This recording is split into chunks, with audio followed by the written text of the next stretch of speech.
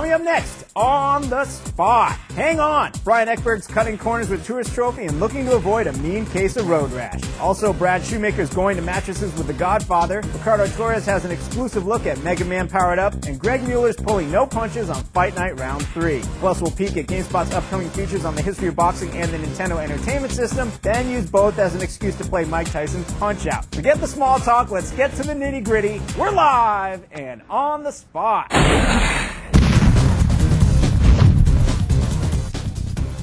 Hello, everyone, and welcome to On the Spot, GameSpot's live show. We do every Thursday. We bring in some new games. We bring in some editors. We quote Fresh Prince songs. All the time. All the time. Every week, a new Fresh Prince song. Me and Mike, 2 months, the Trump, Atlantic City. Yeah. I think you can beat Mike Tyson, Jeff Gerstmann. I'm not so sure that I can beat Mike Tyson, Rich Gallup. Hit Mike Tyson. Yeah. I think it's more likely that I will hit Mike Tyson. That's the claim, the bold claim. We're gonna find that later on. We have a lot of great stuff today. Jeff, I'm actually gonna just kick you out of the seat right now.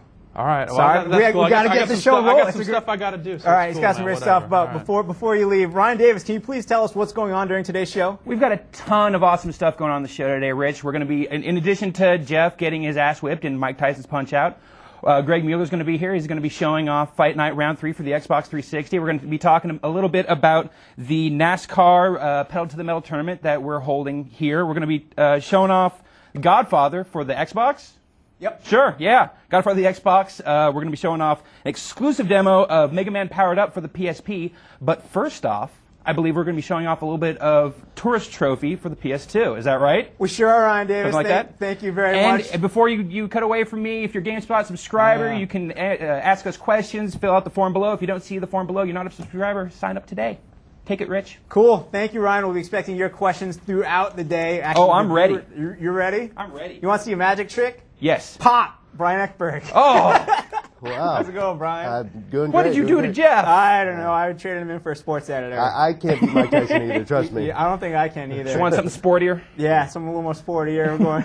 Brian Ekberg, what game did you bring me today, sir? Tourist Trophy. What is Tourist Trophy? Tourist Trophy, as I referred to it in our latest preview, is Gran Turismo on 2 wheels. Oh, so it means like scooters? What is it? Motorcycles, scooters, maybe even a few dirt bikes in there, I'm not Two sure. unicycles. Couple unicycles strung together with dental floss. Yeah.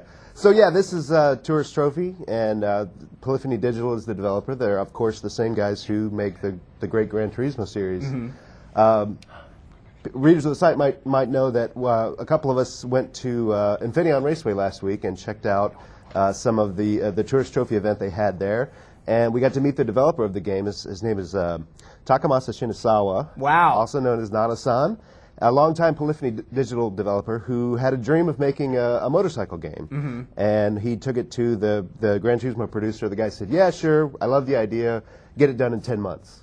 Which, for anyone who knows a Polyphony Digital game, that's like an incredibly short development cycle. Aren't we still waiting for like GT4 Online? We're still waiting for that. We're still waiting for GT Vision Gran Turismo. Oh, right, that one. So yeah, but he got it done. I mean, the game was announced, last year, and here we are. The game's out in Japan, and it's about to come out here in the United States. Well, let's hop right into it. We are playing the Japanese version right now. That's right. This is the import version. Right. So some of the text, although I'm seeing all English here. Most of those numbers on screen are English. Mm-hmm. Yes. So yeah, I mean, this is what we're writing on right here is Valencia, which is the only new course in the game.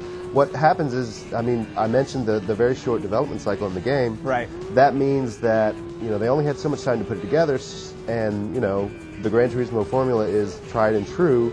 So you find a lot of similarities between the two games, including several tracks, including mostly all the tracks. I mean, you have tracks, famous Gran Turismo tracks such as Deep Forest and Grand Valley. All the courses that you've raced in previous iterations of Gran Turismo are here, which is great.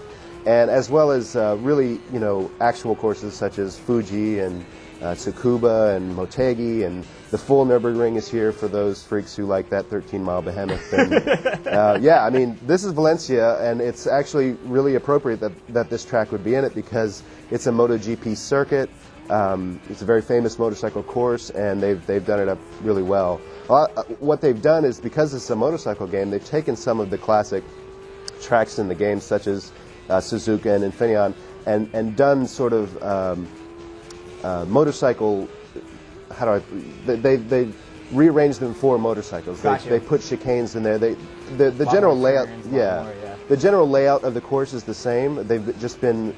I'm about to crash here. Now you're fine, dude. Yeah, there's the crash animations. So they've been altered slightly, but for the most part, it's the exact same tracks that you've been riding on for a long time.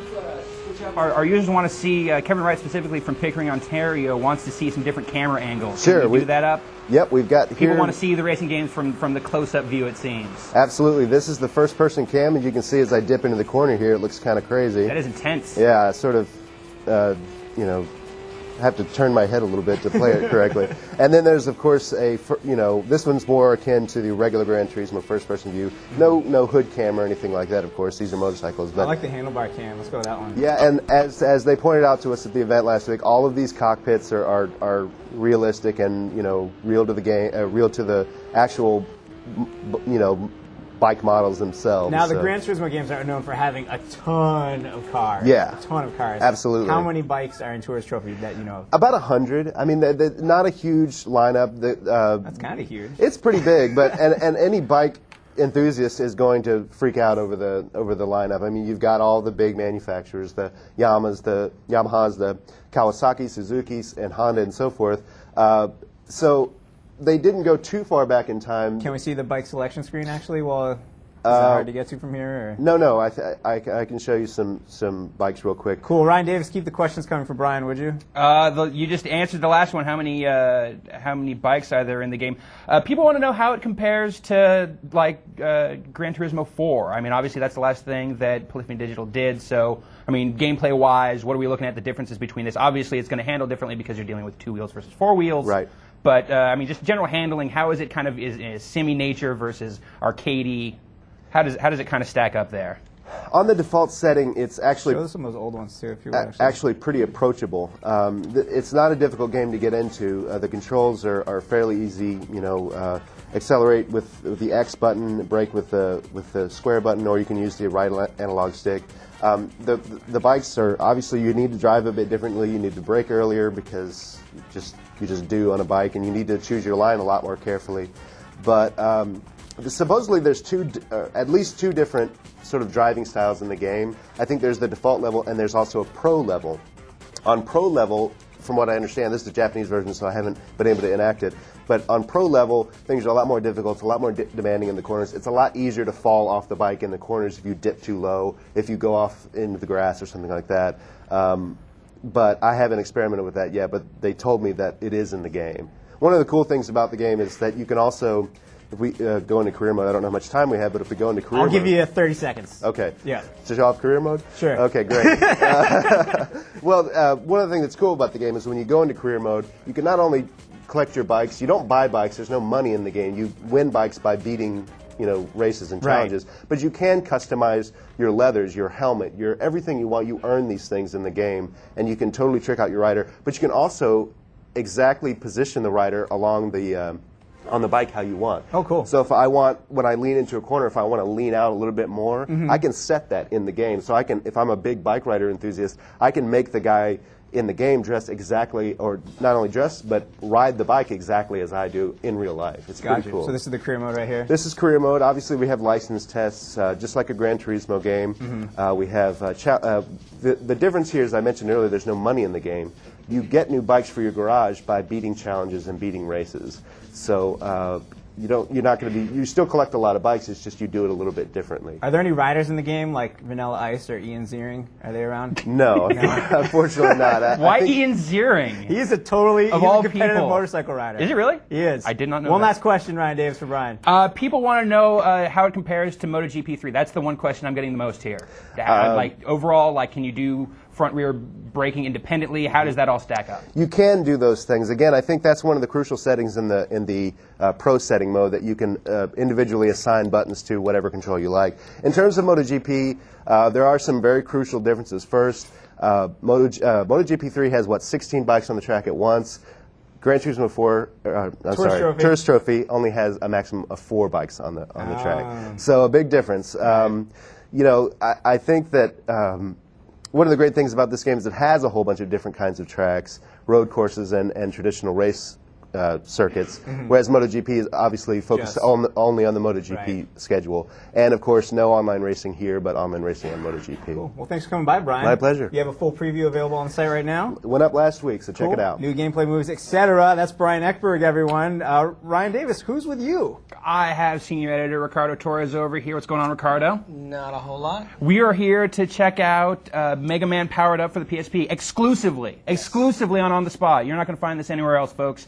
Now, this is the game that came out. This was named Rockman. Is that the right one? It is. So this was Rockman in Japan, where Mega Man is known as Rockman. Now, this is both a remake of the original Mega Man, the very first Mega Man game, as well as a remix of it. Yes. So let's jump into it. Show me what this looks like now that they've redone this. Now, when you say a remake, is it like, is there not the original, like, with the little, like, 8-bit sprite graphics at all in there? You'll see. So basically, when you You can just tell me. So basically, when you go to the menu, you see you have new game continue. That's pretty much the heart of it. Okay. You've got construction and challenge. Construction is one of the cool new features that they've added to the game, which is you can actually make your own levels. Okay. You can make your own levels, save them, share them with friends, yada yada. Like, how big can these levels get? Like, what sort of size scope are we talking about? Like big. I'll show you. Like full-on Mega Man levels. Yes. Wow. I'll show you in a second. Okay. And I just want to see the game, man. You're teasing me with this menu. I am. So the other thing is, what you've got here is, hold on, let me see. The challenge level is insane. So this is, you were telling me about this earlier, this is 100 levels of Mega Man. This is all kinds of stuff. Okay. This is basically, it's Mega Man and all the different bosses, because that's one of the neat things. As you go through the game, you're going to be able to unlock each of the bosses' playable characters. Nice. So you can play as Cut Man. Totally. Because and Guts Man. Once you do that, you can go back and you can... Man. There's 10 of these per character. So you're going to have to go through the challenges with each of them, which is insane. But all right, you want to see the game? I want to see the game. I don't want to see menus. So you do new game, and immediately you have new two style, choices. old style. So you can play just straight up Mega Man, just 8-bit graphics and everything. Not 8-bit graphics. No. It's got. Oh, okay, so this is. It retains the facelift that the series got, which is, look how cute. He's huge. Look at his head. So here oh my God. Here you've got the same basic stuff, Cut right? Man, Fireman. This is everybody that we knew and killed Man. back in the day. Iceman. So if you kind of... I forget the ordering. Who do we go with first? Cut Man? Is it Cut Man? I think Sure, it's Cut Man. I think so. I think that's right. And so old school... Well, you're not hearing... Well, right, we're not hearing. We're not hearing it. The so music. That's all. That's why I'm filling in, man. And so this is basically what it looks like when you play the old school. Okay. one. Okay. And so this We'll is. run around and shoot some dudes. I want to see some of this. I don't want to die. So they have not softened this up any No. for us. The original Mega Man is like one of the most unfairly tough, crazy NES games ever. If the original Mega Man made you cry, this one will make you cry all over again. So yeah, it's But in just, a really cute way. But in a really cute way. you'll cry like an anime character. And it will be even more And embarrassing. then you get that little like worried bead sweat thing on your head while It you're will playing be it. even more embarrassing because really cute things are killing you as opposed to really cool looking sprites. So that looks pretty hot. So that's just Mega Man. That is just the Mega Man game. Okay, so then we have Mega Man Powered Up, which you have the, implies a lot. The new style version. Hold on, let me get out of this. Let's see. Go to the title screen. All right, while you do that, can I Yes. throw some questions at You can. Mr. David Morse wants to know if it has any kind of Wi-Fi multiplayer options. Kind of. And the only thing there is you're able to share your levels with friends. Okay, so you can make levels in Mega Man Powered Up, and then you can like upload them. Yes. There's going to be like a server or something that Capcom's going to. They're going to have something that's going to be really cool where you're going to be able to share them with friends. And people are going to be able to get them. So here we've got the new style. So the new style one, 3 difficulties. We have difficulties. Yes, we That's do. a welcome change. And Now, remember in the original Mega Man, there was no continuing, no saves, it was like extra brutal. Right. So did they modify that one at all? Or? Right. So the whole thing about the new style one is basically you've got a couple different things. You've got the backstory, which Start already, man. I guess a bunch of us didn't know. So now we find out that he was actually a mellow dude. named Mega. I thought he was a robot. He is. I thought he was, but no, because he's a dude there. He's a helper robot. He was a helper robot who was pretty much pacifistic, and something horrible happens. This dude, Dr. Wily. Oh, you rapscallion. Brilliant scientist, Dr. Wily. So I'm gonna skip this cinema, and then when you first start, you're just Mega, right? You are no man. So what ends up happening is it's a pretty simple level because I can't actually attack anything. And what you want to do is you just want to go up here to your homie's house. Dr. Light. And here is Dr. Light. And unfortunately, you know, who's in the bag? You know? All the robots. So, you know, you got to do something, and he gets a makeover, and all of a sudden he can do this. Right? That's pretty sweet. And this is pretty much what the game looks like, which is, it's pretty hot. So now these are just completely new levels, but like the same original bosses? It What are we is- looking at, like the overall layout in this? We're basically looking at a mix. There are a lot of the classic feel is there, the classic level design is there. Some of the levels have gotten facelifts because the one thing is there are new bosses in the new style one. There are 2 new bosses in addition to like the dudes that you already know, and they all have different powers and whatnot. Can you tell us who they are? They are Time Man and Oil Man. Oil Man. Oil Man Boyd? Red Sox pitcher? No, just Oil Man. Oh, that was Oil Can Boyd. And you know, and here's a face-off with Dr. Wily. I mean, yeah, Dr. Wily. For a second there, I got confused. And see, much bigger, much more painful. Very cool. Well, we're not going to subject you to dying in here. We're gonna cut away from your death real quick. Let me show you. Actually, we're just about out. He's got one more thing. One more we can make thing. an exception for All that right, guy, I'll make an exception. I will now show you the level editor, Yeah, we gotta see that. which is True enough. really user-friendly. It basically comes in it comes in 3 flavors: create, play, and connect. So let's create. So you create, you go data select, and then you create a new stage. Then you move over here because it's telling you where to go, and then you begin the game with scenery packs. As you're playing through all these old levels, you can find more. So, and this is a pretty good, it's a pretty good spread, right? So you go and in each pack you can have like different enemies that you can pick from, and once you got all those sorted, then you go over to basically where you create the level. This is pretty deep. So you can do like full on like level layout, enemy placement, all that kind of jazz. Yeah, and the menus are super easy. Basically, you've got here, these are blocks. Does it give you like any sort of like templated like kind of layout stuff that you can then monkey with, or is it just like you are starting with a blank slate? So far, what we've seen is like you're starting with a blank slate. See that whole open area? Okay. That's So like yeah, the space I'm seeing up in the okay. and then you can set more. You can open up a lot more. So that map we're seeing in the upper right hand corner, that basically like shows how much space you can ultimately use up. Yep. That's pretty hefty. And you see at the bottom, you have like those little counters that go down every time I put something in.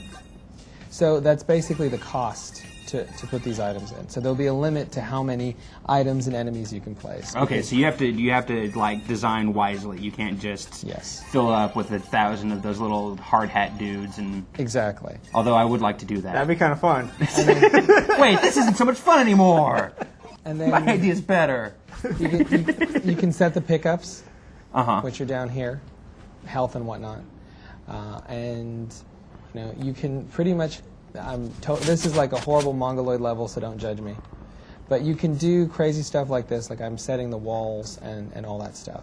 And when you're ready to test it out, like this really ugly level that I just put together, you just hit start, and then you go down to test, and then you can name it something, which I just did, which is totally in another language, but that's cool. Oh, it wants us to save it.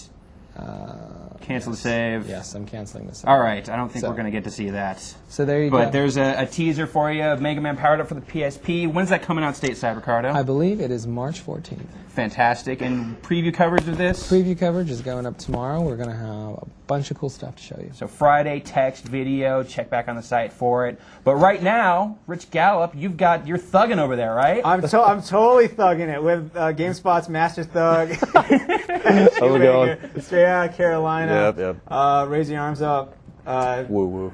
Sure, yeah, whatever. Something like that. Yeah. What game did you bring with you, Brad? We have got The Godfather from EA, which you might be able to figure out is based on the movie The Godfather. Which one? The first one. Oh, okay, the good one. Yeah. Actually, The second one is good. Second one's Third very one's good. not good. Yeah. You know, they almost made a fourth one. They were working on a fourth one, and Leonardo DiCaprio was going to play a young Sonny. Weird. I know, terrible. I was hoping for like a Robo Godfather or something. That'd be good too. If it was going to be in the future. But no. Let's hop into this game, we've got the game here. So so like I mentioned, this is based on The Godfather, the movie. If you don't know what The Godfather is, I don't know, go to Blockbuster or something. It's one of the most important films ever made, pretty much. But however, this game has been, has not gotten a glowing endorsement from the director of that movie. No, Coppola. Coppola is definitely against the creation of this game. I mean, you have to figure it's a really revered story. It's been around for 35 years. You kind of get the sense that they were going to have to shoehorn this franchise or the license into this gameplay construct. But it seems like so far they seem to have made a pretty good game out of it, and also pretty much paid respect to the source material. So how are they using the source material? You're not running around as... You are not one of the Corleones, which are the central family in the story. No, you're actually... you start out, you're a kid at the beginning of the game, and you see your father, who works for the Don, gunned down. Oh, no. And that basically gives you the impetus to grow up and wanting revenge, So you're looking to build your own criminal empire. You don't play as a kid, though, do you? No. It flashes forward after that intro, so then you're like a 20-something guy. You're just a low-level kind of enforcer type for the Corleones, and it's gameplay-wise, it's really kind of Grand Theft Auto style. You got a free-roaming 1940s New York, which you see here. How big is this city compared to, say, Grand Theft Auto level? Let's pull up the map and check it out. Sure. So you can see you've got different areas of New York, like we're in Little Italy right now. Here's Brooklyn, there's Midtown, Hell's Kitchen. Looks like you go to Jersey for part of the game. So they're definitely getting you around in the city a lot, but... I'm just driving around right now. You can jack pretty much any car you see, just like you would hope. A lot of litter. Yeah, it's dirty, I guess. New York is a dirty place. But so what kind of stuff can you do? Let's see what kind of speaking of dirt, what kind of dirty business can I get into? There are a bunch of businesses, hopefully like this one, scattered around where you can basically just barge in, and like you see, it said new venue discovered. I'm not sure what kind of place this is. You can find like a butcher or a barber or anything. Basically, you're looking for the business owner, who I don't see here. But now, obviously, no, those guys going like this, punching their hands. It's hopefully that's not. What you do when you're the owner. Hopefully not, because when you're shaking them down for protection money, you're going to exchange some blows. So there he is. There's the guy. Oh, that's a cool symbol. Yeah, so this is kind of like a little optional side mission, sort of like you had like the taxi missions in GTA or something. Like in this game, you can barge into these businesses and essentially shake down the business owner for protection money. Since we don't have sound in here, I'm not sure what that guy actually just said. But you know what? This one actually looks legitimate, because if you're not actually shaking them down for cash, sometimes you can actually buy into their kind of illegal backroom operations. Well, that just said extort, so that's okay. It looks like now. Okay, he's poking me in the chest. Okay, so now you see under his life meter, there's now his goons are coming at me.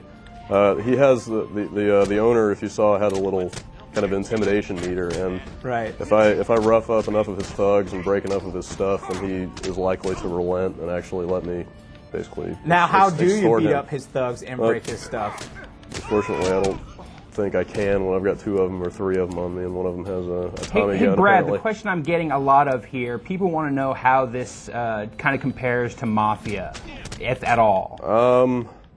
I am among the unfortunate few who have not played Mafia. I haven't played Mafia either, dude. So we don't know. Okay, dude, that's yeah, fine. and now I'm dead. That's all right. You're kind of outnumbered. They want to know about creating your thug, like the character that you make. Like, what do you get to do when you create your character? Yeah, do you get to like import your face, that kind of stuff? Right. Well, you can't take yourself into the game, but they've definitely emphasized this kind of play your own mobster thing, because it's got an interface when you start a new game. It's very similar to the Tiger Woods game face system.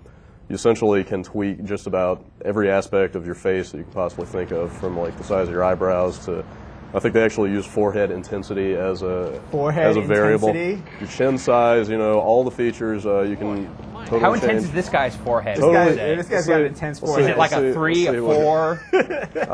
It's like a K grade? I think it's that's about that's a medium. pretty intense I'd say forehead. that's about medium grade for your That's typical kind of mafioso. intense, sure. Can you But, just jack a car, by the way? Yeah. Let's see what that was. Let's just take a car. Yeah. I think you've probably seen this before. Wait, what but other? there I it mean, is. obviously, there's huge comparisons to GTA going on Yeah. here.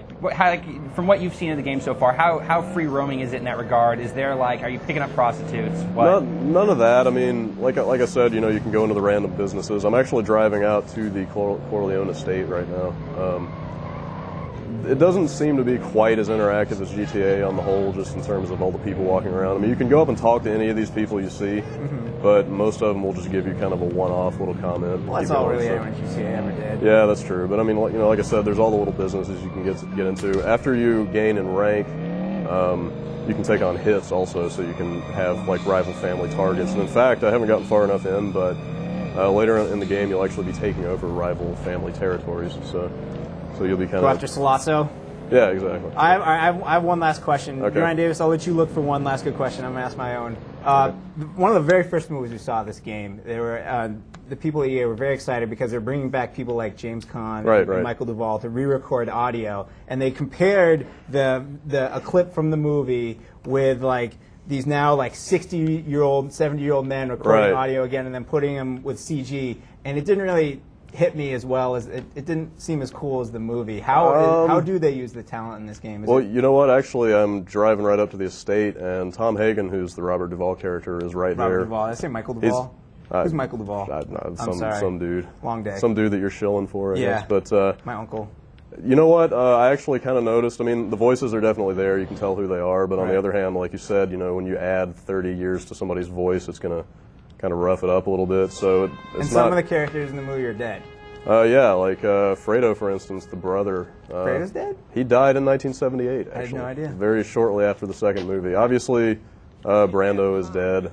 There's some debate about how much. Brando lives on an island with Elvis. Yeah, there you go. Here's Tom Hagen. Michael Duvall. Here is a Duvall of unspecified first name. I was confusing with the Douglases. That's my problem. There's a Michael Douglas. And there's a Kirk Douglas. There's a lot of Douglases. One last question, Ryan Davis. Yeah, you got nothing? I did want to know what the most brutal thing that you've done in the game so far has been. There's all kinds of, like when you're grappling with somebody, you can perform like an execute move when their health is low enough, and sometimes you'll knock them down on the ground and kind of stomp them in the head, or you'll grab them and kind of shoot them point blank in the side of the head or something like that. Definitely an M-rated game. M for mature. It's very bloody. I mean, they definitely didn't skimp on the blood. So. Oh, you got promoted to Enforcer. Congratulations. Yeah, I'm doing my work. Do you know this game's coming out, Brad?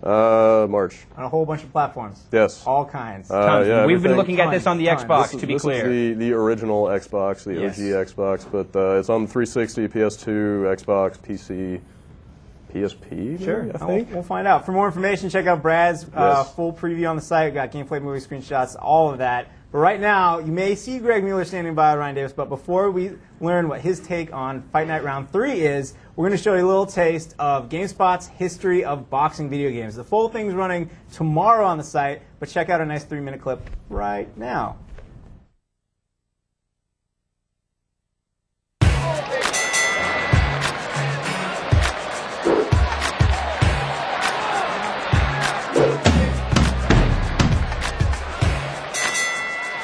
Ladies and gentlemen, welcome to GameSpot's main event. We're here at 3rd Street Gym in San Francisco, California to bring you the history of boxing video games. From Tyson to Holyfield, Ring King to Knockout Kings, they're all in here. And later, Fight Night creator Kudo Sonoda will take you on an in-depth look at the latest and greatest scrapper for the Xbox 360, Fight Night Round 3. Now, GameSpot editors, to your corners, and make like Little Mac and come out swinging.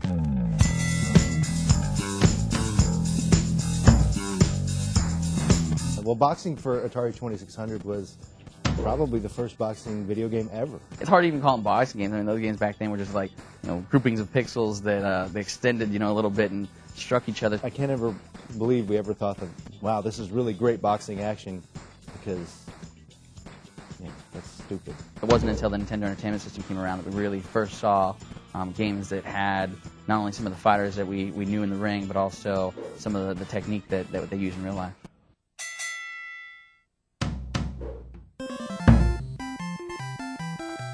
Ring King was a game that started out in arcades and was eventually also brought home to the NES. But Ring King was the one that actually let you move around the ring. But your movement was really kind of relative to the other fighter, so you could circle around the other fighter and kind of move in and out. And that let you play some range games where you could be able to walk in, throw a punch, and get out. But it did have, you know, the light, quick punches and then the heavy blows that would, you know, even sometimes knock the guy across the ring. So Ring King had a lot of style to it. Like everybody had an afro. I don't care what race you were, you had an afro. Ring King was just kind of crazy all around. Between rounds, it had these little animations with guys in the corner kind of helping you out. And they'd be like doing something and like, you could, what? What's happening there? What? So yeah, so we get a dude from on the phone, Data East, explain what that is exactly. That'd be awesome. Ring King. Yeah, you know, I mean, I think that was one of those games that we played, and it was just like, you know, not a lot of good mechanics in there for us to draw, and I think that was one of the ones that was more of like, yeah, it gave us lots of good things to not do as opposed to stuff we're trying to get into Fight Night.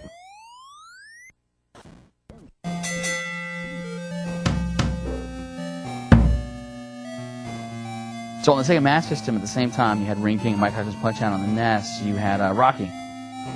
Out of the Rocky series, you know, both the games and the movies that we really kind of drew upon was, you know, more of that, the essence of the character of Rocky as opposed to the gameplay mechanics. Didn't have any storyline stuff, didn't have anything behind that, but it had, you know, Rocky in the ring, and you were going up against Mr. T and Drago and, you know, Apollo Creed. So that was awesome. It was a very traditional boxing game. You had two guys on the same plane, kind of sticking the fists out there, hitting each other. Not a whole lot to it. The only real significance of it was that it was the boxing game for the Sega Master System.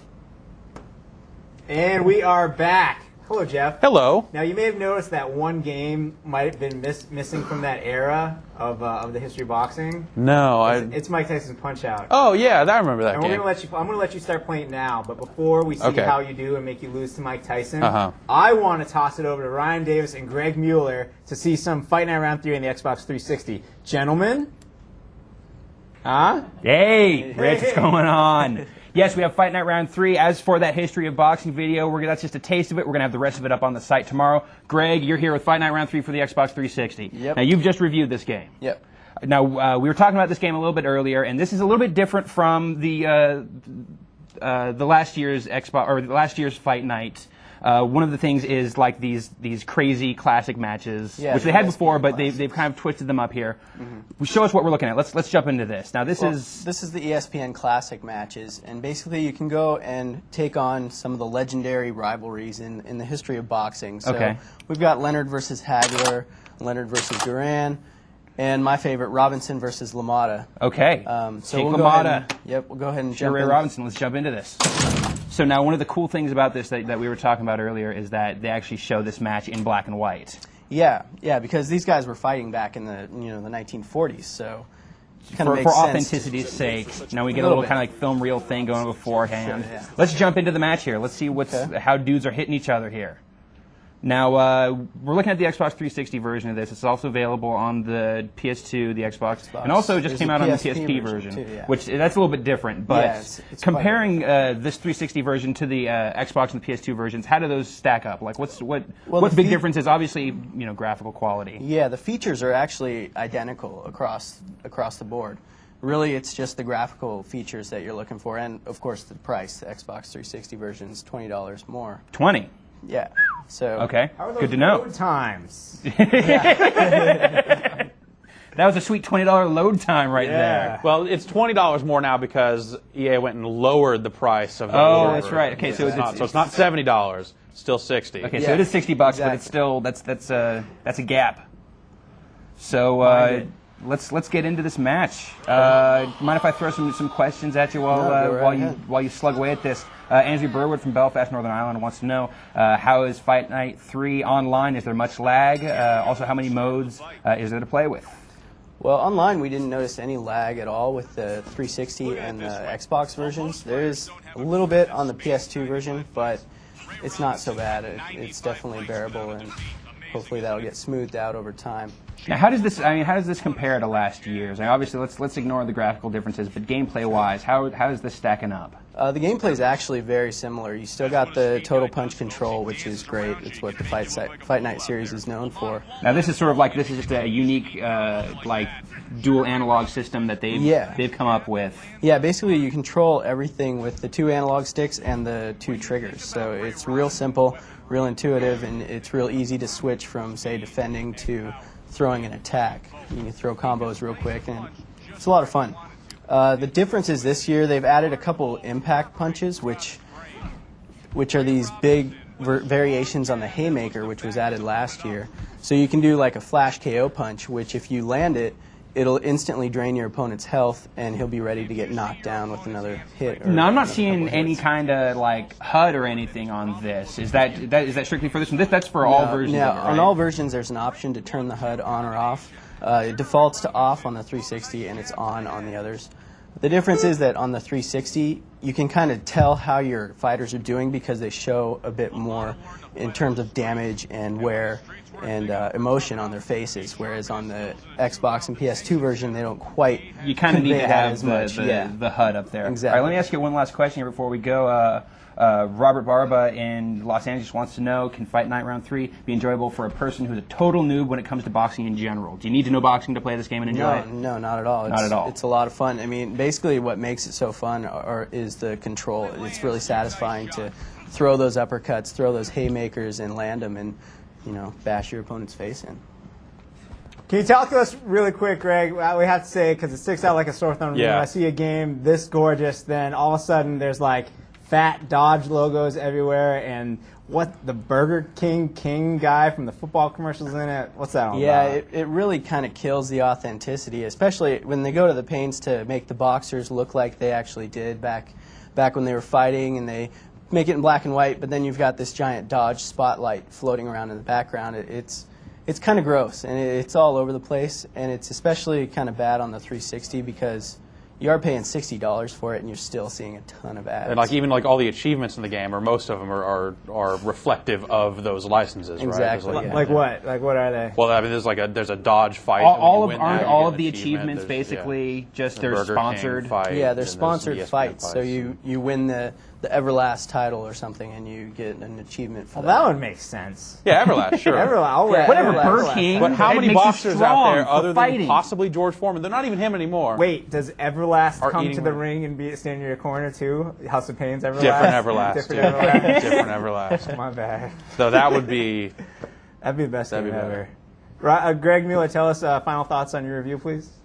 It's a great game. They didn't change much from last year, but it's still a lot of fun. It looks absolutely amazing on the Xbox 360, and the online play is a real kick.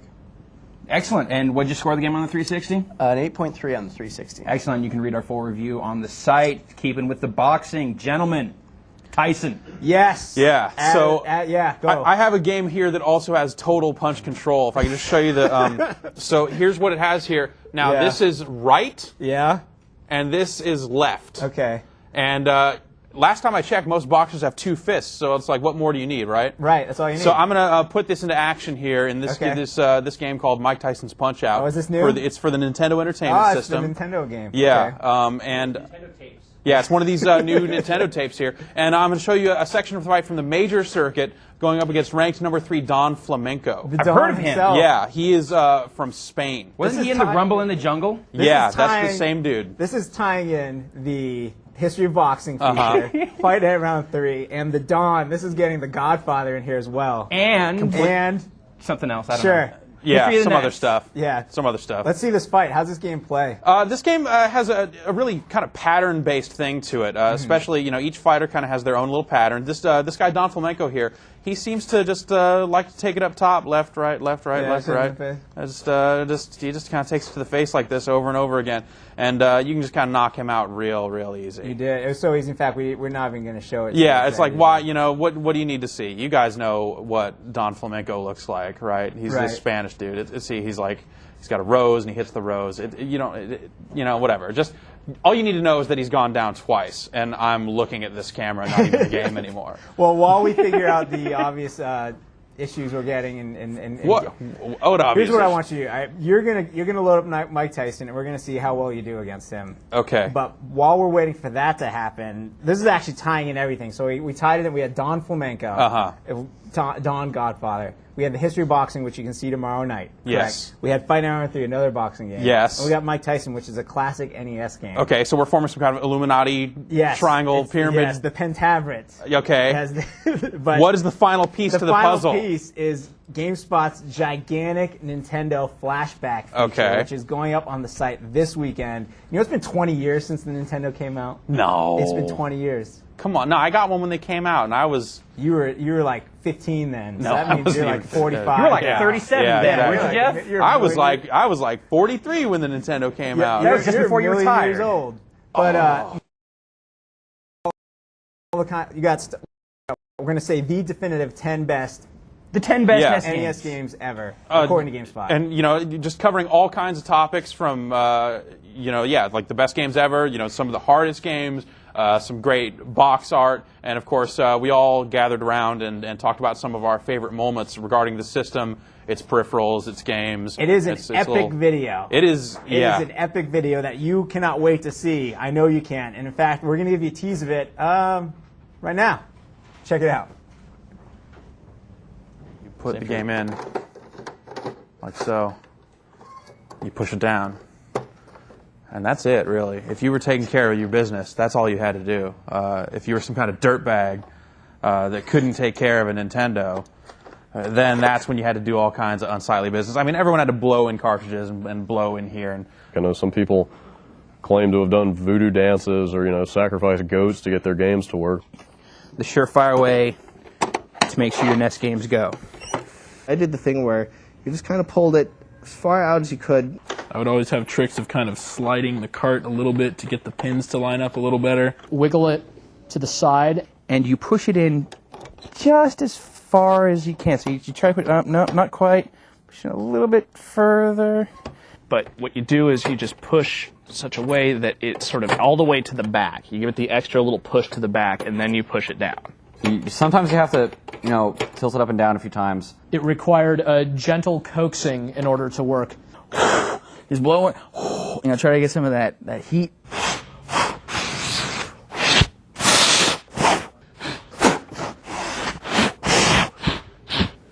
That's not going to do anything.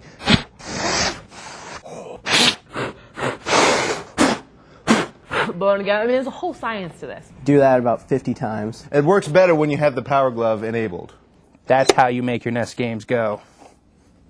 I still have my original Nintendo from Christmas '85, and it still works. We can still push it down in there. It still works just fine. So, my original NES still goes. So if yours doesn't,